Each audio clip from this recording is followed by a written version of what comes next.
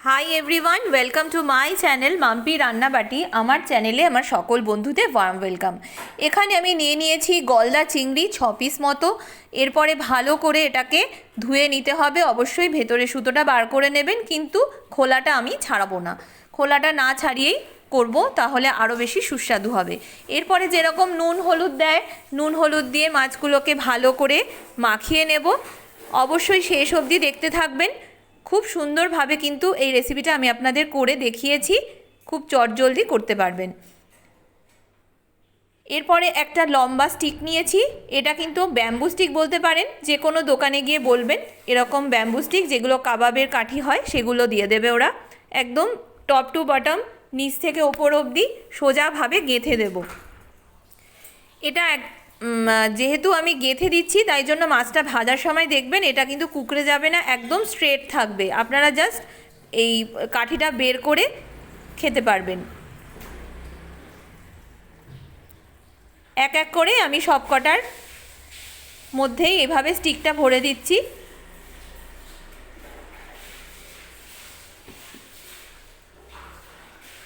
ব্যাস, আমার স্টিক ভরা এবার কমপ্লিট হয়ে গেছে। এরপরে আমি কড়াইতে দেব সর্ষের তেল।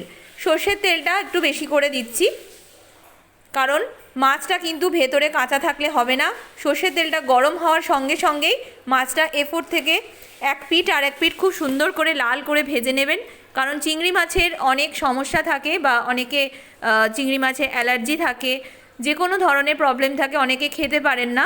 তো একটু কড়া করে ভেজে করুন, কোনো অসুবিধা আশা করি হবে না।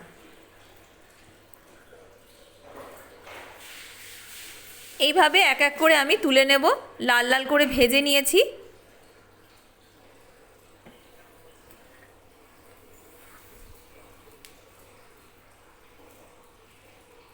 একদম মিডিয়াম ফ্লেমে লাল করে ভেজে তুলে রাখবো। এরপরে বানিয়ে নেব একটা মশলার পেস্ট। খুব অল্প পরিমাণে মশলা দেব, যেহেতু 6টা মাছ। হাফ পেঁয়াজ কুচি দিয়েছি, আদা দিয়েছি 1 ইঞ্চি মাপের 3 থেকে 4টে, আর 2 কোয়া রসুন। এটাকে ভালো করে বেটে নেব। এরপরে যেই সর্ষের তেলটা ছিল অবশিষ্ট, তার মধ্যে গোটা গরম মশলা ফোড়ন আর হাফ চামচ চিনি দিয়েছি। একটু ফোড়নের গন্ধ বেরোতে শুরু করলে পেঁয়াজ আদা রসুনের যে পেস্টটা বানিয়েছিলাম সেটা দিয়ে নাড়াচাড়া করতে হবে।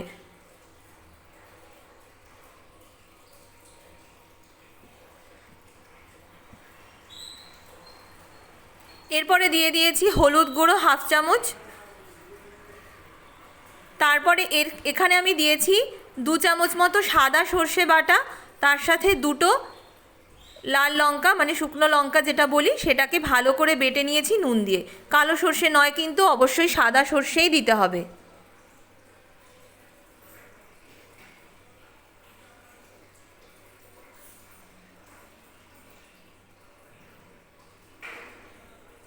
নুন দিয়ে সর্ষেটা বাটলে সর্ষেটা তিতো হওয়ার সম্ভাবনা থাকে না।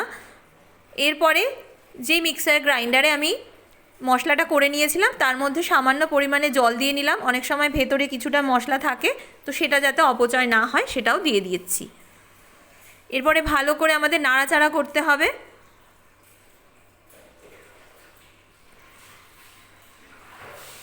এরপরে একটু টক ভাব যাতে থাকে, তার জন্য দিয়েছি হাংকার্ড 2 চামচ মতো। হাংকার্ড মানে জল ছাড়ানো টক দই। আপনারা মিষ্টির দোকান থেকে যে টক দই পাওয়া যায় সেই টক দইটা ইউজ করতে পারেন, খুব ভালো টেস্ট হবে এতে।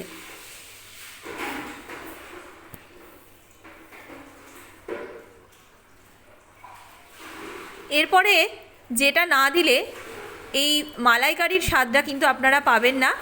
আমি এখানে দিয়ে দিচ্ছি প্রথমে একটু, এটা হচ্ছে কাশ্মীরি রেড চিলি পাউডার 1 বড় চামচ। এটা দিলে খুব সুন্দর একটা কালার আসবে, তবে ঝাল হবে না। আর যেটা বলছিলাম, যেটা না দিলেই নয়, যেহেতু মালাই বা দুধ, এটা দিচ্ছি গুঁড়ো দুধ 2 বড় চামচ মতো, হালকা গরম জলে গুলে নিয়ে দিয়ে দিতে হবে। আপনারা চাইলে নারকেলের দুধও ইউজ করতে পারেন, তবে নারকেলের দুধের থেকে আমি নারকেল কোড়াটা প্রেফার করি, আর দুধটা আমি গুঁড়ো দুধটা ইউজ করার চেষ্টা করেছি। তারপরে ভালো করে একটুখানি ফুটিয়ে নেব। এবারে ভেজে রাখা চিংড়ি মাছগুলোকে দিয়ে দিচ্ছি। ব্যাস 3 থেকে 4 মিনিট ফুটার পরেই নামিয়ে আমি ওপর থেকে ছড়িয়ে দিচ্ছি নারকেল কোড়া। এইভাবে একবার করে দেখুন।